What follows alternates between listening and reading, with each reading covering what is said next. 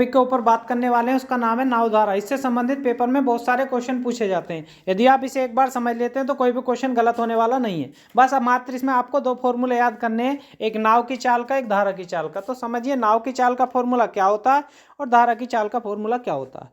जब हमें नाव की चाल निकालनी होती है तो हमें क्या करना होता है भैया, दोनों को जोड़कर क्या करना होता है, आधा। ठीक है। और जब धारा की चाल निकालनी होती है तो दोनों को घटाकर क्या करना होता, आधा।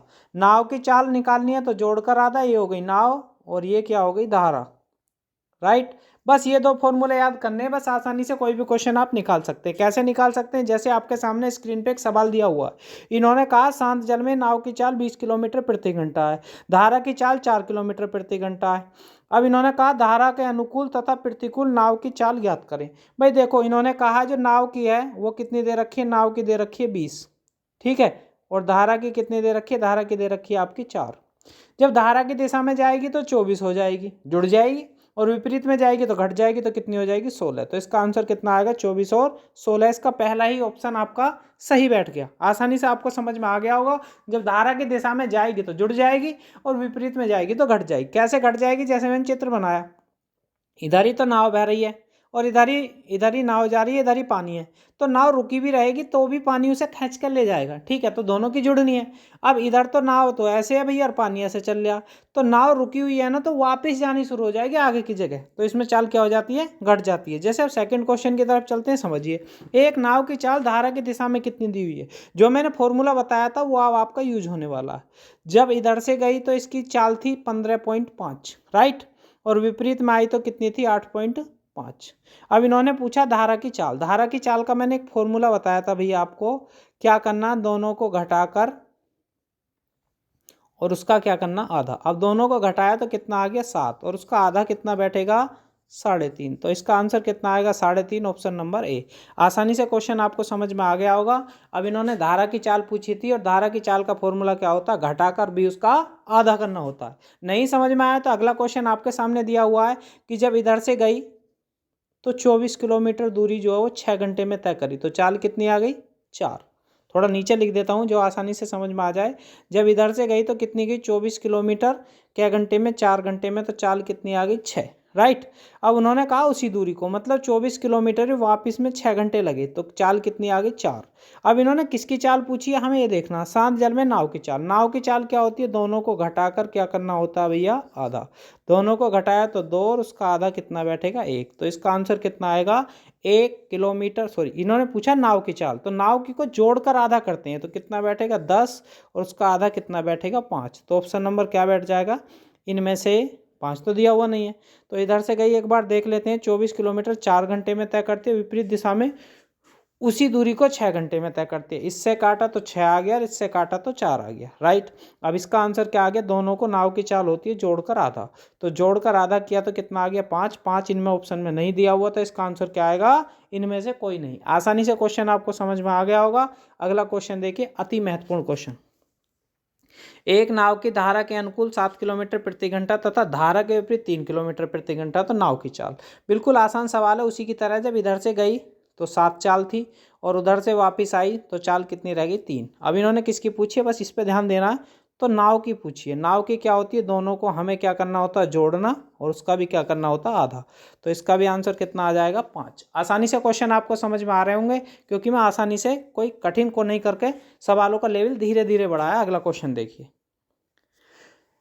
क्वेश्चन दिया हुआ है, स्थिर जल में एक नाव की चाल 8 किलोमीटर प्रति घंटा, धारा के अनुदिश नाव की चाल 15 किलोमीटर प्रति घंटा हो, तो धारा की चाल बतानी है। तो धारा की चाल निकालने का मैंने आपको फॉर्मूला बता रखा, क्या होगा देखिए। जब इधर से गई तो चाल थी उसकी 15 और वापस आई तो कितनी थी, 8। ठीक है। तो इन्होंने कहा धारा की चाल। धारा की चाल में होता क्या भैया, दोनों को घटाकर उसका क्या करना होता, आधा। तो मैंने दोनों को घटाया, ठीक है। तो इन्होंने कहा स्थिर जल में नाव की चाल, तो इसमें एक लैंग्वेज थोड़ी अलग बोली है। इन्होंने कहा है धारा के अनुदिश, जो मतलब धारा की दिशा में गई तो इसकी चाल 15 थी, और नाव की कितनी थी, स्थिर जल में नाव की थी 8। 15 में से 8 घटा दिया तो धारा की कितनी आ गई, धारा की आ गई 7। बस यही पूछा कि धारा की चाल कितनी है। सवाल को इसीलिए ध्यान से पढ़ना चाहिए, यदि हम गलती करते हैं तो सवाल गलत भी हो सकता है। तो 15 थी जब उसकी दिशा में जा रही थी, और खुद थी नाव की 8। तो 15 में से 8 गया तो धारा की कितनी आ गई, 7। तो इसका ऑप्शन नंबर क्या बैठ जाएगा, बी बैठ जाएगा। अगला क्वेश्चन देखिए, अगला दिया हुआ नाव धारा की दिशा में 16 किलोमीटर दूरी 2 घंटे में। जब इधर से जाती है तो 16 किलोमीटर जाती है 2 घंटे में, चाल कितनी आ गई 8, राइट। अब इन्होंने कहा उसी दूरी को, दूरी कितनी है 16 किलोमीटर, विपरीत दिशा में 4 घंटे, तो चाल कितनी आ गई 4। अब इन्होंने पूछा क्या, तो स्थिर नाव की गति पूछी है, तो नाव की गति क्या होता है, दोनों को जोड़कर उसका आधा, तो इसे काटेंगे तो नाव की गति कितनी आ जाएगी 6, और 6 कौन सा दिया, ऑप्शन नंबर बी। आसानी से क्वेश्चन आपको समझ में आ गया होगा। बात करते हैं अगले क्वेश्चन के बारे में, इंपॉर्टेंट क्वेश्चन। स्थिर जल में एक नाव की चाल 6 किलोमीटर प्रति घंटा है, ठीक है। तो मतलब जो नाव है खुद कितनी है, उसकी गति 6, ठीक है। अब धारा की चाल कितनी दी है, तो होगी नाव की, और धारा की कितनी दी हुई है, धारा की दी हुई है भैया 2। अब इन्होंने कहा धारा के विरुद्ध, विरुद्ध में क्या होता है भैया 32 किलोमीटर जाना, तो विरुद्ध में चाल घट जाती है, तो कितनी रह जाएगी 4। अब 4 के हिसाब से 32 किलोमीटर क्या घंटे में तय करेगी, 8 घंटे में, लेकिन ऑप्शन में दिया हुआ नहीं है। इन्होंने कहा नाव 32 किलोमीटर धारा के विरुद्ध तथा वापस आने में, तो दोनों तरफ से निकालनी है, इधर से तो 8 घंटे लगे, अब 32 किलोमीटर दूसरी दिशा में जाएगी तो जुड़ जाएगी, तो यहाँ पर 4 घंटे लगे, 8 और 4 12, टोटल घंटे कितने हो गए 12, ऑप्शन नंबर बी। आसानी से क्वेश्चन आपको समझ में आ गया होगा। बात करते हैं अगले क्वेश्चन के बारे में, ध्यान से समझिए, इंपॉर्टेंट क्वेश्चन है, पेपर में कई बार पूछा हुआ। अब इन्होंने कहा जब नाव इधर से गई, ठीक है, और वापिस आई, तो टोटल कितना समय लगा 3 घंटे। इन्होंने कहा इसमें जो है टोटल 3 घंटे लगते हैं। अब नाव की जो चाल है वो कितनी दी हुई है 9, और धारा की चाल कितनी दी हुई है, धारा की जो दी हुई है वो दी हुई है 3।